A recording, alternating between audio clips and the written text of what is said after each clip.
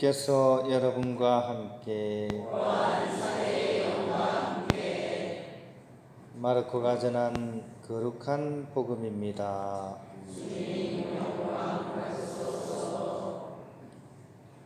그때 예수님께서 제자들과 함께 카이사리아 필리피 근처 마을을 향하여 길을 떠나셨다.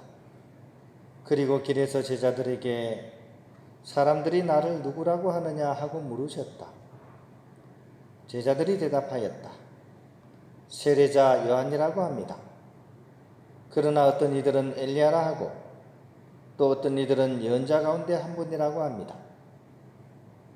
예수님께서 다시 그러면 너희는 나를 누구라고 하느냐 하고 물으시자 베드로가 스승님은 그리스도이십니다 하고 대답하였다. 그러자 예수님께서는 제자들에게 당신에 관하여 아무에게도 말하지 말라고 엄중히 이르셨다. 예수님께서는 그 뒤에 사람의 아들이 반드시 많은 고난을 겪으시고 원로들과 수석 사제들과 율법학자들에게 배척을 받아 죽임을 당하셨다가 사흘 만에 다시 살아나셔야 한다는 것을 제자들에게 가르치기 시작하셨다. 예수님께서는 이 말씀을 명백히 하셨다. 그러자 베드로가 예수님을 꼭 붙들고 반박하기 시작하였다. 그러나 예수님께서는 돌아서서 제자들을 보신 다음 베드로에게 사탄아, 내게서 물러가라. 너는 하느님의 일은 생각하지 않고 사람의 일만 생각하는구나 하며 꾸짖으셨다.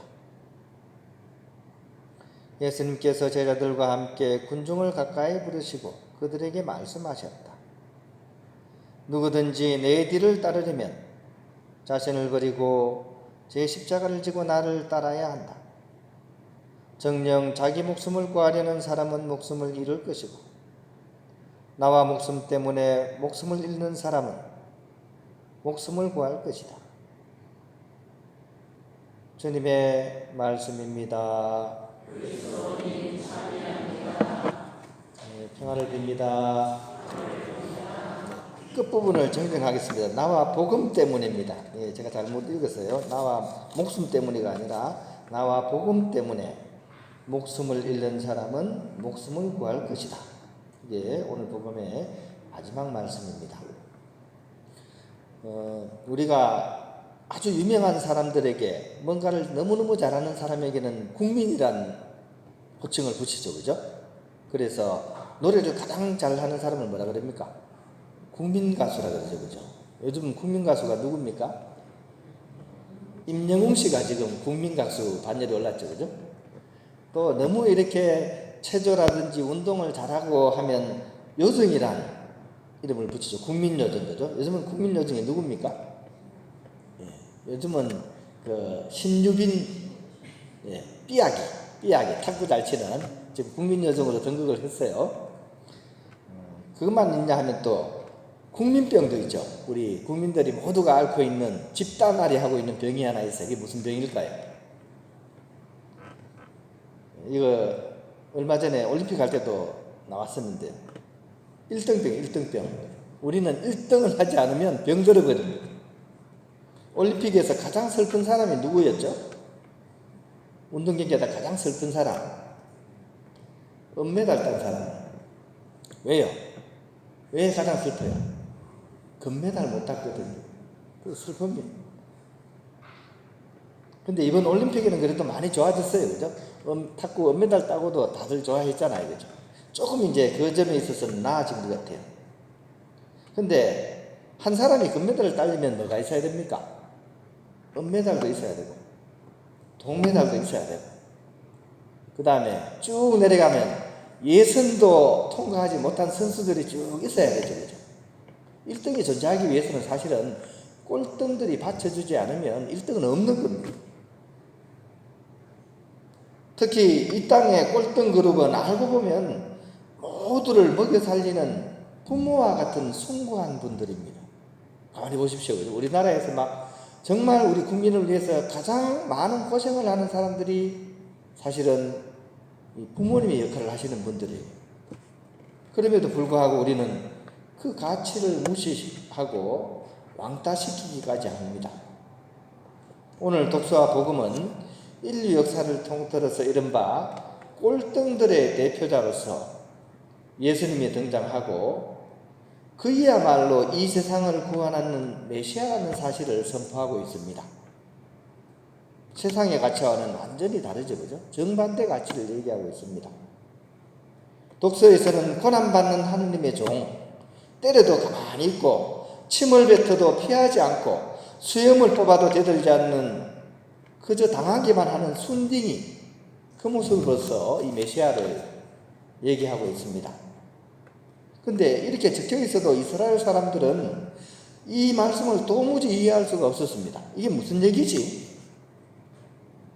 하느님의 종이라면 특별한 사명과 능력을 지닌 사람일 텐데 왜 하필이면 그 사람이 고난을 받는다고 적혀 있냐? 그리고 도대체 그는 누구냐 하는 겁니다. 이게 구약의 미스테리였습니다. 수백 년이 지나도 그런 인물이 계속 나타나지 않았습니다. 이제 장면이 바뀌어서 신약의 한 장면으로 바뀌게 됩니다. 잡신이 우글거리는 이방인 지역을 지날 때 예수님께서 불쑥 한 가지 질문을 제자들에게 던지고 있습니다. 사람들이 나를 누구라고 하느냐? 엘리야라고 하기도 하고 예언자라고도 하고, 이거는 굉장히 좋은 편이죠. 세례자 요한이라고도 합니다.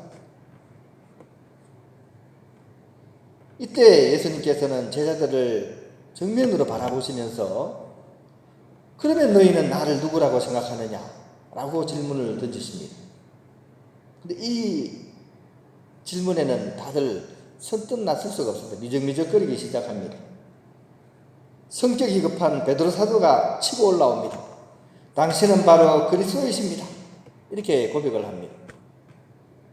하지만 참으로 기특하신 말씀이긴 하지만 완전한 고백은 아니었어요.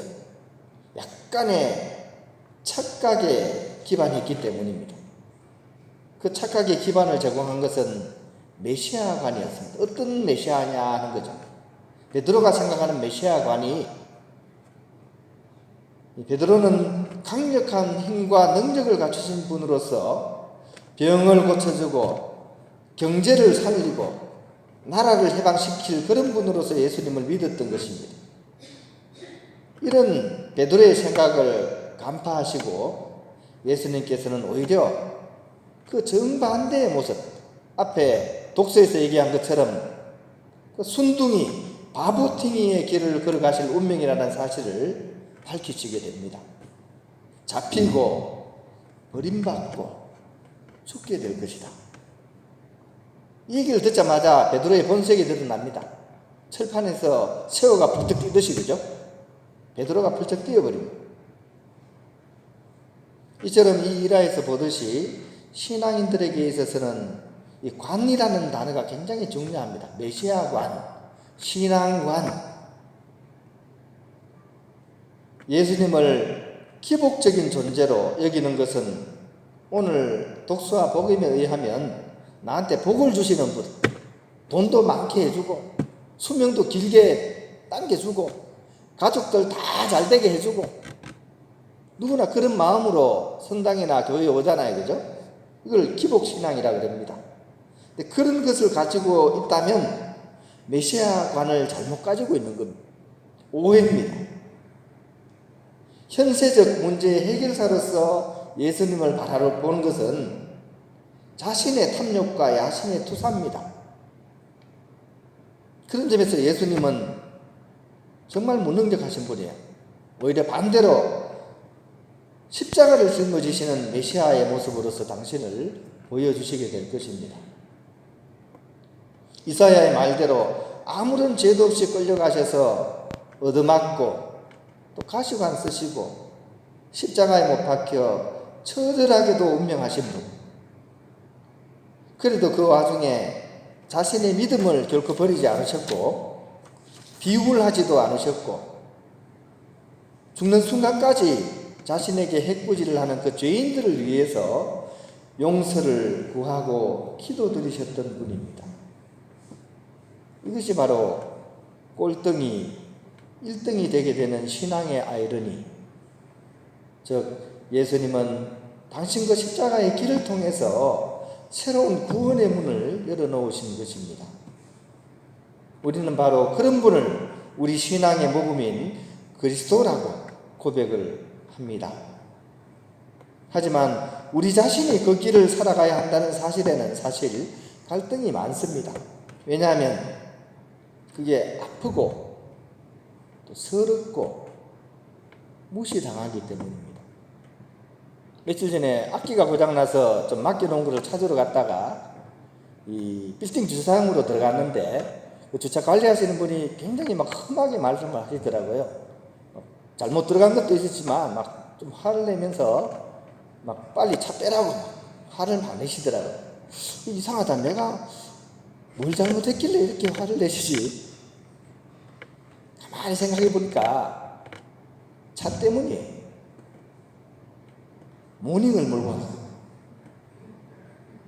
그것도 최근 모닝, 옛날 모닝을 몰고 가서 그렇게 화가 나신 것, 무시하신 겁니다.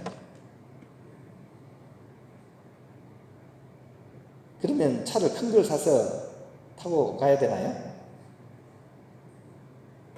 이런 것을 거부하면 결국 참된 구원은 없습니다. 왜냐하면 하느님의 개입을 거부하는 것이 되기 때문입니다.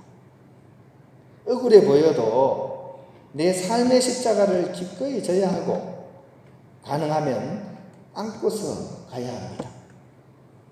앞으로는 모닝을 안고서 가도록 하겠습니다.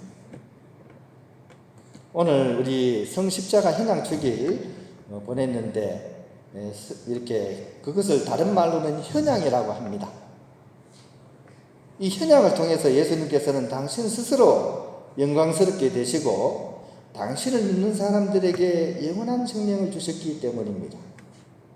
우리 또한 그분처럼 내 삶의 십자가를 품어 안음으로써 현양되게 되고 바로 그렇게 하게 될 때 우리는 놀라운 구원의 힘을 만나게 됩니다. 그리고 나아가서 그것은 다른 이들을 위한 그런 유익으로서 전해지게 될 것입니다. 그런 우리에게 예수님은 오늘 가장 중요한 질문을 다시 우리 마음 가장 깊은 곳에 던지고 계십니다. 분도야, 너는 나를 누구라고 생각하느냐? 이 질문에 대해서 당신은 저의 주님, 저의 그리스도이십니다. 이런 고백이 생생히 살아있을 때 나의 손과 그분의 손은 함께 만나게 됩니다. 그리고 내 삶의 모든 것이 결국은 기도가 되게 한다는 사실을 기억했으면 좋겠습니다. 이문재라는 시인이 오래된 기도를 시로서 적었습니다. 가만히 눈을 감기만 해도 기도하는 것이다. 왼손으로 오른손을 감싸기만 해도, 맞잡은 두 손을 가슴 앞에 모으기만 해도, 말없이 누군가의 이름을 불러주기만 해도, 노을이 질 때 걸음을 멈추기만 해도, 꽃진 자리에서 지난 봄날을 떠올리기만 해도 기도하는 것이다. 음식을 오래 씹기만 해도, 촛불 한 자루 밝혀놓기만 해도, 솔솔 지나는 바람 소리에 귀 기울이기만 해도, 갓난 아기와 눈을 맞추기만 해도, 자동차를 타지 않고 걷기만 해도, 섬과 섬 사이를 두 눈으로 이어주기만 해도, 금음달의 어두운 부분을 바라보기만 해도 우리는 기도하는 것이다.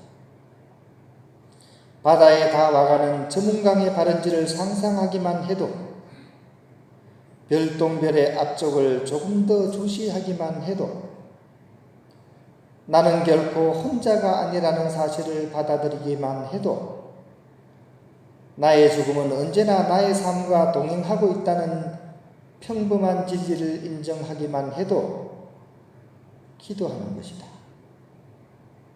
고개 들어 하늘을 우러르며 숨을 천천히 들이마시기만 해도, 같이 해볼까요? 기도하는 것이다. 다만 내 손과 그분의 손이 맞닿아야 됩니다. 그렇게 하게 될 때 내 삶이 기도가 된다는 사실을 우리가 기억해야 하겠습니다.